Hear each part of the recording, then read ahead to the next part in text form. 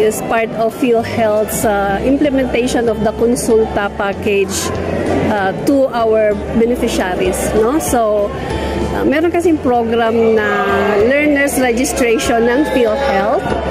So sa learners registration, kasama po yung pagre-register sa PhilHealth and yung konsulta mismo, pag-a-avail ng konsulta benefits.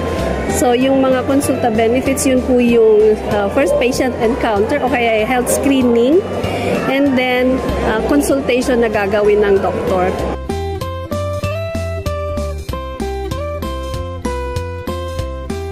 Help to achieve yung goal na lahat ng Pilipino ay ma-register siya sa PhilHealth, okay? Sa universal PhilHealth natin, okay?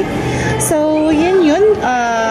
Dapat pati din yung mga learners natin. Dito kasi sa registered, accredited na kasi yung SDO natin, SDO Baguio City for PhilHealth Consulta Package. So, dito sa Cordillera, tayo lang yung accredited na PhilHealth Consulta Provider.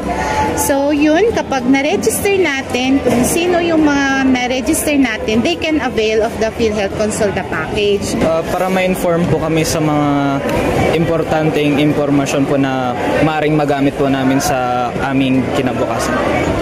Alaman po namin yung height, weight, BP, tapos BMI po namin.